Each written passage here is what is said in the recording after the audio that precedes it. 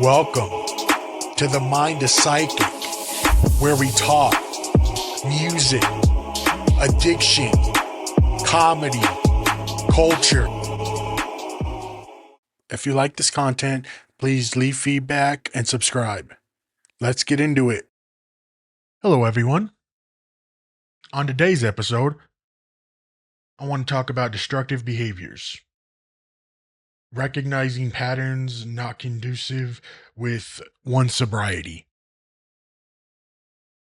You get to a point in life, especially when you get sober, you contemplate everything. And as I mentioned last episode, I spoke about flashbacks, that sort of thing. This episode, I want to, like I said in the beginning, talk about destructive behaviors and what causes them. The root cause, is it psychosomatic? Is it environmental? Is it friendships? Is it family? Are you born with it? Is it nature versus nurture? What is it? So we're going to talk about it a little bit and see how we can go about reversing those destructive behaviors by thinking, understanding, and putting a plan together. But why am I doing this? Because the destructive behaviors that I've had in the past are the reason why I'm here talking to you guys right now. So I figured, why not? And recognizing patterns, that's a big one. But recognizing patterns when you become sober, because you really can't understand the patterns that you put out until you understand what it caused. Like, people see your patterns, but you don't necessarily see them at that point because you're so into denial. You don't need help. And that's just part of being an addict. And it's kind of a double-edged sword because deep down, people, I believe, want to be good and want to do good things, but their addiction doesn't allow them to do it. And what I mean by that is they have 100% control, the person. They just choose to use their addiction as a way of coping, a way of being in their own way. Some of my most destructive behaviors begin years and years ago. It's like where I laid the foundation and all the bad habits of the birth of my addiction and starting to self-destruct. Now, why do I bring this up? Because I have to tell a story to give it some beef, to give it some backing. The biggest one for me, well, they're all large, but the one that rings out to me the most is one of the biggest destructive behaviors was being irresponsible.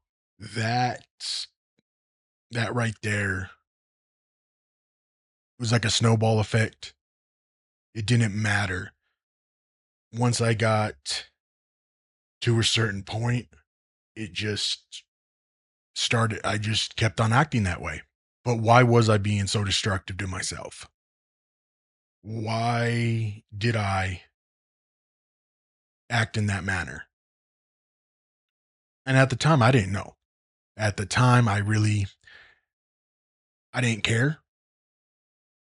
I didn't see it for what it was. It's one of those things where everyone else can see them. I mean, the more I started drinking, the more I stopped caring about things.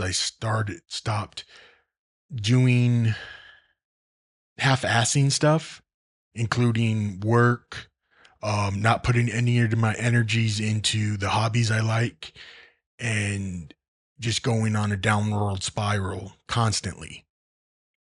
Attendance, and that means attendance not only in my job, my school, commitments, and so forth. That, of course, I put on the back burner.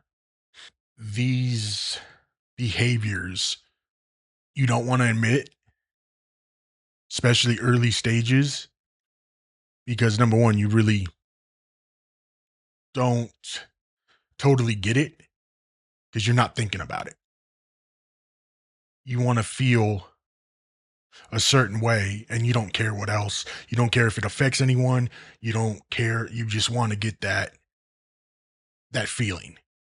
You want to get that endorphin. You want to get that high, whatever you call it. And it could also turn into another addiction. And what I mean by that is you keep on self destructing and you just rapidly do it again and again and again. And it just becomes a pattern. And to some point, you can't do anything. People give up on you for good, for bad. I personally think that I had to truly understand what was going on before I wanted to get help. Now, once I did get sober, I started recognizing certain patterns, and that does mess with the early stages of my sobriety. Now, what does that mean?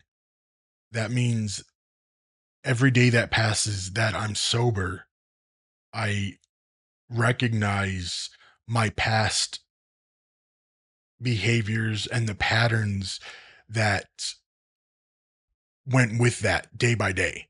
I don't necessarily understand why I drank. Well, let me be honest. It was because I hated myself. I didn't understand myself. I didn't want to get help because I believed I wasn't in any way, shape, or form messed up. It's a hard pill to swallow, but sobriety is where it's at. So I'll take you back.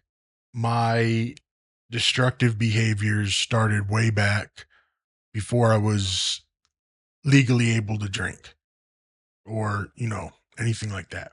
I noticed very early on that I was going to be an alcoholic, meaning the first time I picked up a beer, it was something in my brain that just said, I can't let it go. Now, this is probably 18, 19, something like that. And not using my father as an excuse, but he was a raging alcoholic himself. I believe that it's genetic and the addictive part is genetic. And once I started drinking in deciding, okay, I'm going to do this on a regular basis because it makes me feel good. It takes me out of real life. It takes me into a whole new world, so to speak. It was a feeling of joy, a feeling of happiness, a feeling of, for that couple of hours a night, even though I had responsibilities, I didn't need to worry about them. And that's where the destructive personality, that's when the destructive behaviors came roaring out. You choose to buy alcohol, go partying, instead of going to bed at a decent time and going to school the next day. Hang out with people. Actually, no, I was too paranoid to hang out with people that drank because I was always worried like the cops are going to come break in and, arrest us. So I probably went to maybe two parties throughout my high school, and that were maybe two parties because I was just so scared and paranoid that, you know, we're underage and we're going to get caught. So I really didn't partake in that. Most of the times on, like Friday nights and the weekend, people would come over to my house and we'd hang out for a couple hours. We maybe go out to dinner, chill. Then I'd go back home, watch a movie, do something like that. Because at that time I didn't like night. Night scared me. Don't know what that was about. I'm sure later on in a different episode I can go a little bit deeper and expand on that because I really haven't given it much thought. Like I said, my friends would come over, we'd hang out for a couple hours, they'd go do their own thing, and I'd go do my own thing. Then I started hanging out with he's my former best friend, and we hung out every single day. I mean, for 3 years straight, from '05 to almost '08, we hung out every day. We had a connection. Well, I thought we had a connection. I didn't see his true identity until years later. And I had people tell me, like, dude, like he he's different. Like he's different. I didn't I felt comfortable. So I would always hang out with him. He had his own house. So we were probably 20 at the time. No, 19. 19 at the time. We went to the same high school. We were the same age. We had somewhat of the same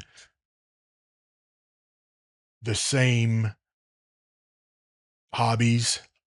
Like we loved going to the beach. We loved driving around and cruising. We loved, going to the movies, going to concerts, stuff like that. So we just hung out every single day. After I got out of school, after I got out of class, I'd head on over there. And most of the time I would just stay at his house. So, I mean, I was basically almost living with the guy. I mean, I had a key to his house, all of that. So that's how close we got. So I didn't see the personal, I was too close to the situation to fully understand that he wasn't the cause of my actions. I was the cause of my actions, my drinking. Um, I felt comfortable to do those things and not feel paranoid. Now, I would drink triple what he would. I would drink until I damn near passed out. And that would be 5 days a week at that point. It was very, it was very comfortable to me. And with that, I exiled all my other friends. The friends now I look back on who were the true deal, who after 20 years, 20 plus years, you know, even though they have families and they have lives, they still accept me. And some of these same guys were the ones telling me way back then about this person. And it was heartbreaking. It was truly heartbreaking, but it had to happen that way. He himself went through addiction. I moved to Kentucky in December of 2007. And at that time, we were like, he did not want me to leave. I mean, like I said, we spent every single day together. I was really good friends with his wife. Like, it was the three amigos, basically. And we were just doing our own thing. Like, we would go hang out with his grandparents. We would be cool. And those were experiences I don't regret. And there'd be times, I'll be honest, that he would tell me, dude, you need to stop drinking. And we both have done stupid shit. But, I'm young. Like, dude, we'll be fine. No big deal. And 9 times out of 10, he was the driver, which on both of for us was not a good idea. And remember, back then, there was no Uber. Yeah, there were taxis. Still no excuse to drive. Still no excuse for the ways we acted. When you get to a certain spot in a relationship, you almost become codependent, even as friends. If you spend so much time together in an unhealthy relationship, it will cause turmoil. The amount of turmoil and destructive behavior that I felt years later of understanding like what went on, like step by step by step, was a major reason that I get it. I had to go through those negative experiences in order to become the person I am today. 2007, I moved to Kentucky. Our relationship, we still call each other probably at least 5 times a week. I mean, I would I would fly out to California once a year, maybe for a couple of years. And then we just grew farther and farther apart. I started meeting new people, having the same interests in life, but with different people, because you can't be 2,000 miles away and, you know, be on the phone drinking together. No, it doesn't work like that. I can see now you have FaceTime and you have, Skype and stuff. That may work, but then it wasn't one of those things that you wanted to do. But why? Why is it one of those things? So then, years later from then, probably 2017, he asked me for a favor, a monetary favor. And I told him, I mean, first of all, I couldn't have provided that monetary sum that time. So and like from there, we just, after that, we just stopped. I mean, I would see him, a couple of times throughout that. But other than that, no, I was done. I really didn't pay too much attention. I just felt like there are too many people that I felt were there just to use me for money. And this wasn't like my close. I had 2 or 3 people that they would use any excuse to try to get money. And I would give it to them. I would do anything I could. And these weren't like, other than this person who, I went back years, people would lie to me because, like I said, I didn't understand and I'm super gullible and I wanted to help everyone. I wanted to be liked. I wanted to be the person that everybody came to when they needed something, which now sounds like I'm a psycho. That I felt I needed to be that loved in my own mind, even though I would get nothing back but a fallacy of what it really was people just needed money and using me. I'm not forgetting. Forgiveness is for me very difficult. And I'm not at that point, even all these years later, about about forgiving. And it's more like it's been all these years with no contact. I have no personal interest anymore to try to rekindle that relationship. I think that was in my earlier time. We both went through hell and back on different addictions, on losing family members, etc., etc. I have no interest in being this connecting with this person again and having that relationship. And he could have did a 180 and changed, and I hope he did, and I hope he has a great life and he's doing well. There was not too long ago that he reached out, and I waited and I waited. I waited a day, then I waited a week, and I kept on looking at the messages, and I'm like, I'm not going to respond because it's just going to open up something. I'm in, at this point, I'm what, 4 years into sobriety. I'm working, I have a good job. I'm happy the way I know how to be happy. And I don't see a plus side to open up a relationship that died down 10 years prior, 8 years prior, sorry, 8 years prior. I don't hate him. Not, don't hate him one bit.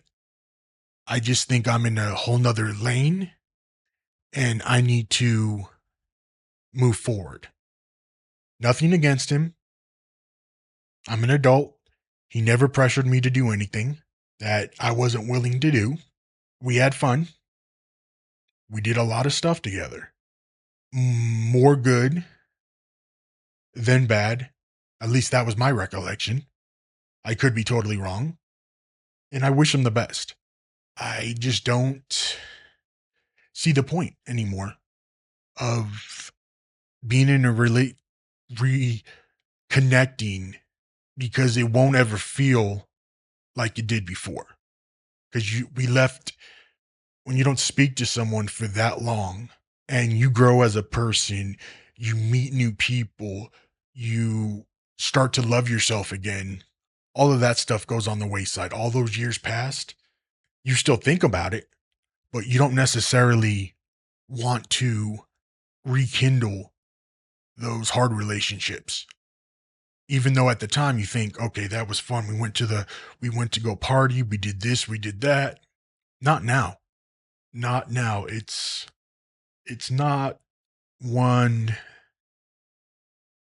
that I want to rekindle. And I never thought that I could be that honest because I never want to hurt anybody. I just feel that it's one of those things that I'm not saying I wasn't in the wrong. I know I was in the wrong a lot of the time. And that's just part of growing up. It's part of being stupid. It's part of being ignorant. It's part of being irresponsible. It's part of being a dumbass, not caring. It's part of being selfish. It's okay though. It's definitely okay. But like I said, having that, at least knowing now, I can move on. I just don't feel the need anymore and I don't need to worry about it anymore. I'm an adult. But that's where I think my destructive behaviors really started, was way back then. That was like the first time that I started developing those negative behaviors.